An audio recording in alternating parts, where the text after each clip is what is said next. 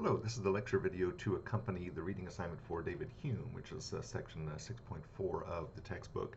And like I like to do at the beginning of these movies, I want to give a little bit of sort of framing of David Hume, what we saw in the previous lecture, what you saw in the previous lecture, what I was trying to communicate in the previous lecture, was Berkeley. And even though Berkeley was falling in this empiricist tradition, he is an empiricist in his, trying to remember my spatial metaphor.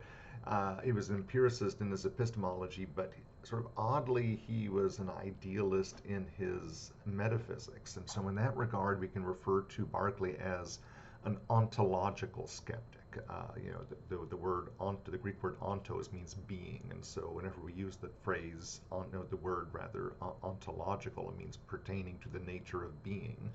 And we saw with Berkeley, with his dictum, esse est percipi, to be is to be perceived. What Berkeley does is he denies the existence of physical objects. Now that sounds counterintuitive, but we saw his argument for that, right? What is it that I'm actually in contact with? I'm not in contact with physical things. I'm only in contact with perceptions. And where are my perceptions? They're not out there apart from me. How could they be, right? How could a perception be apart from that which perceives it? So my perceptions aren't out there. They're not objective. They are subjective. But if my perceptions are subjective, then they are subject to the act of perception alone. And so it's entirely non-physical, right? That's Berkeley. And so we can see why Berkeley is considered an ontological skeptic. Hume is an interesting case because he's still in the same empiricist tradition as people like Aristotle, as people like Locke, as people like Berkeley, but whereas Berkeley sort of takes empiricism to this dead-end road of ontological skepticism, Hume takes empiricism down a dead-end road of epistemological skepticism. And what Hume is going to say on empiricist grounds is that we don't know nearly what we think we know. That ultimately we have a whole bunch of beliefs, but the beliefs aren't philosophically justified. And because they're not philosophically justified, we can't make these strong claims of knowledge like we think we can. So that's just the general framing of David Hume. And so now what we're going to do is we're going to look and see how he constructs that argument. And John Chafee, the author of your textbook, spends the first several paragraphs sort of giving some background of David Hume and framing him within this epistemological tradition that we call empiricism. And whenever we get to the excerpt from David Hume at the very beginning, just like Berkeley did, states his very strong empiricism rather. He says that everyone will readily allow that there is a considerable difference between the perception of the mind and the recollection that we have of that afterward. This section is titled "The Origin of Ideas," and so very much like John Locke makes this distinction between the experience and that sort of intellectual residue from the experience that we call an idea. Hume's in that same tradition, so he is making all those same points that Locke is making. So as you're reading this material here, if it sounds reminiscent of Locke, it's like, well, of course it's reminiscent of Locke. They're both empiricist philosophers, and we have Hume making this important distinction here in this paragraph between impressions and ideas. And so to understand this vocabulary, by what Hume means by an impression is just the brute experience. You taste a pineapple, right? That's brute experience. You weren't born knowing what a pineapple tastes like. You are born without that idea, right? At a certain point in your life, you taste a pineapple for the first time. That's the brute impression, right? So as a result of that impression, you now have this intellectual residue called an idea. So now, assuming that you've tasted a pineapple before in the past, you know what a pineapple tastes like. And how do you know what a pineapple tastes like? Well, you didn't just rub your chin and contemplate the form of pineappleness, right? You weren't born with that information. You acquired that information. And how did you acquire it? You acquired it from your senses. So this is Hume making this distinction between impressions and ideas, is just him firmly establishing himself in this intellectual tradition of empiricism. Another important distinction that Hume makes is the distinction between relations of ideas and matters of fact. So after he's already made this first distinction, the distinction between between impressions and ideas, he makes this further distinction, the distinction between relations of ideas and matters of fact. And notice in this blue highlighted passage here, Hume says, everything we know falls into one of those two categories, which is to say, if you know something, it is either because it is a relation of ideas or because it's a matter of fact. And those two categories, according to Hume, constitute the totality of knowledge. If you know something, it falls into one of those two categories. So what Hume means by a relation of ideas is basically if something is true by definition. So you know that a bachelor is an unmarried male. Whenever I say to you true or false, a bachelor is unmarried, more specifically an unmarried male, you don't say, hold on a second, let me go out in the world, collect a bunch of people, interview them, ask them if they're married or not, right? No, you don't need to do that. The statement, you can know the truth of a bachelor being an unmarried male, independent of observation, right? It's not a truth that depends upon the world, which is to say, using the vocabulary we've been developing, it's not an a posteriori truth, right? It's an a priori truth. It's something which is true independent of experience. And why is it true independent of experience? Well, because it's just true by definition, right? You can know that a vixen is a female fox in advance of observation. If I say to you, true or false, a vixen is a female fox, you don't say, hold on a second, let me go out to a forest, find a bunch of vixens, bring them back to a laboratory, and then analyze them to find out if they are in fact female, right? No, you don't have to do that. It's ridiculous. You can know in advance that every triangle has three sides, right? You don't have to say, hold on a second, let me go outside and gather up a bunch of triangles and bring them back in a laboratory and count the sides, right? No. A triangle by definition just has three sides. A vixen by definition is a female fox. A bachelor by definition is an unmarried male. So all those things are true. They're things that we know. And how do we know them? Well, we know them. What the justification of us knowing them is that they're a relation of ideas.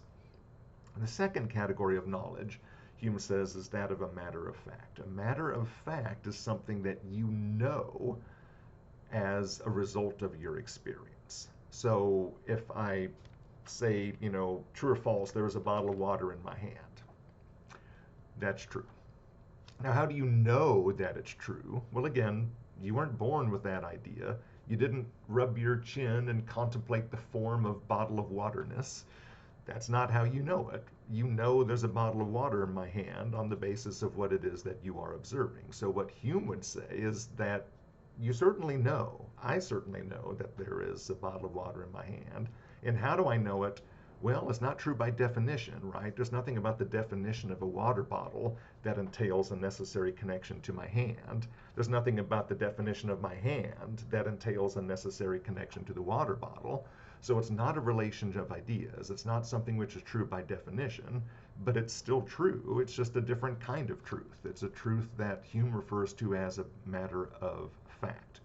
So again, what I want to emphasize here is that after Hume makes that distinction, he is adamant that everything, if something is worthy of the title knowledge, it falls into one of those two categories. All right. So now we get to the real purpose of Hume making all these distinctions. This green highlighted passage here. This is Hume's stalking horse. He's after the issue of causation. Causation. So now that we know that all knowledge falls into one of those two categories, it's either true by definition or it's true as a result of observation. What about causation?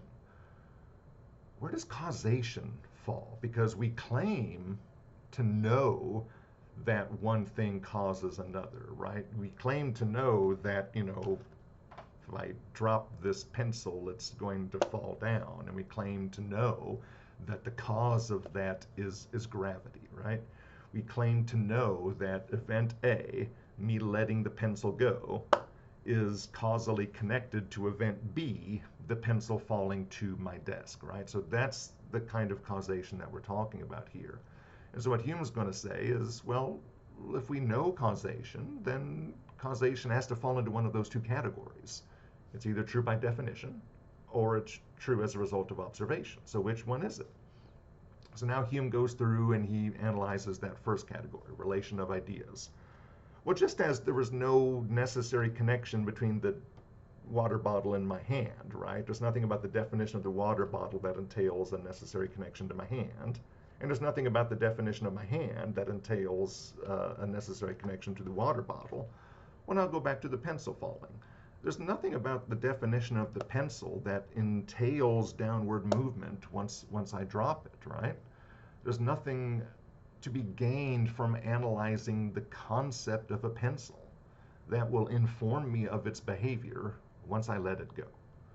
So the statement, that there's a causal connection between the two, if I say true or false, the pencil is going to fall when I let it go, it's not something that we can know by analyzing the concepts involved. It's not true by definition. Again, there's nothing about the definition of the pencil that entails downward motion once let go.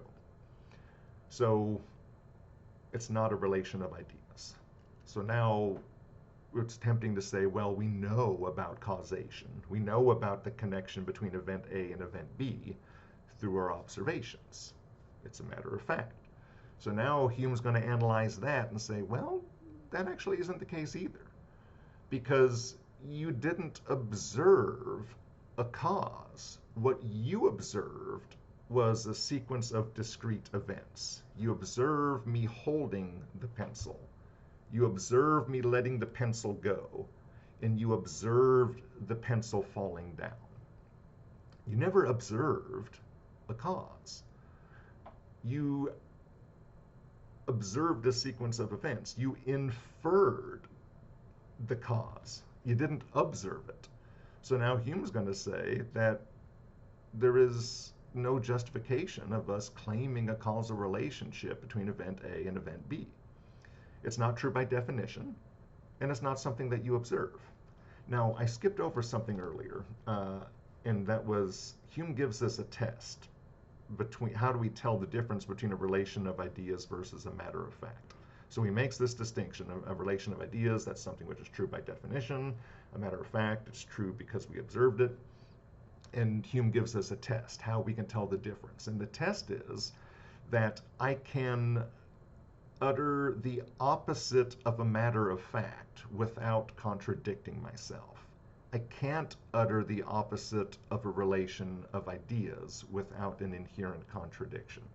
So for example, if I say that there is such a thing as a three-sided square, I'm contradicting myself. A square by definition has four sides. And so if I utter something in opposition to that, if I say that there is a three-sided square, I'm contradicting myself, right? If I say that some bachelors are married, I'm contradicting myself. A bachelor by definition is unmarried. And so if I say some bachelors are married, I'm contradicting myself. I'm going against the very definition of the concept. But notice that, a matter of fact, I can contradict myself I can say the opposite without a contradiction. So if I say the phrase, or if I utter the sentence rather, I am not holding a bottle of water. I say something which is false. I am, in fact, holding a bottle of water. But just because I say something false doesn't mean that I say something contradictory, right? Because it could very easily be the case that I'm not holding a bottle of water, right? Such as right now. So whenever I say I'm not holding a bottle of water, I say something false, but I don't say something contradictory, right? If I say that I'm holding a bottle of water now, I say something false, but not contradictory, because I very could well be holding a bottle of water. It just so happens that I'm not, right? I could very easily not be holding a bottle of water. It just so happens that I am. So now, Hume uses the example, now what about the sun rising tomorrow? We're tempted to say that we know the sun is going to rise tomorrow. Well, there's nothing about the definition of the sun that entails that it's going to be rising tomorrow. Now, of course, what we mean when we say that, of course, the sun isn't literally rising. We're in orbit around the sun. So whenever people make those kind of statements that the sun will rise tomorrow, what they really mean is that the same laws of physics that were in place yesterday are still going to be in place tomorrow. That's what they mean, right? But what Hume is going to question is, well, why do we think that? There's nothing about the definition involved that inform us of that, right? There's nothing about the definition of the sun that entails that the motion that it had and that we had around it yesterday are still going to be in effect tomorrow, right? So it's not a truth of definition, but it's also not a truth of observation, because obviously if I'm talking about something tomorrow, I haven't observed it yet. And so I can't say that I know that the sun is going to rise tomorrow. It's not something which is true by definition, and it's not something which I've observed. But now, let me scroll forward in the textbook here. Hume is going to go on to apply this same analysis to what we call the principle of induction. So now what somebody might be tempted to say, well, even though I haven't observed tomorrow, I have made all these observations in the past. In the past, the sun has always risen. In the past, the laws of physics have always been applicable. So that tells me that in the future, all the laws of physics will continue to be applicable. Now that, Hume is going to say, is entirely unjustified. Again, it's not true by definition. And we're not even entitled to say that they're going to continue to apply in the future. And the reason why is because what Hume's going to say is, well, look at what you're doing. You're trying to claim that the future will resemble the past. Because what you're really saying is that the laws of physics that applied in the past will continue to apply in the future. Well, what's your justification for that? Well, because that's the way it always has been. Wait a second, there's something sneaky about that, though, because what Hume's going to point out is that what you're doing is that you're using past experiences to justify your reliance on past experiences. That's inherently circular, right? You're going to say that I know that the laws of physics will continue to be as they were because they always have. In the past, they always have continued to be as they were. You're using the concept in question, the veracity of past experiences. How do you know that past experiences are reliable? Well, because they've always been reliable in the past. Look at what you just did. You're using past experiences to tell us that past experiences are reliable. And what Hume points out correctly is that there's no non-circular way to make that claim. That to claim that that the future will resemble the past is always assuming the point which is to be proven, which is that past experiences are reliable. So if you ask Hume the question, it's like, well, is it true that any time I've ever picked up an object on Earth and let it go, it has fallen?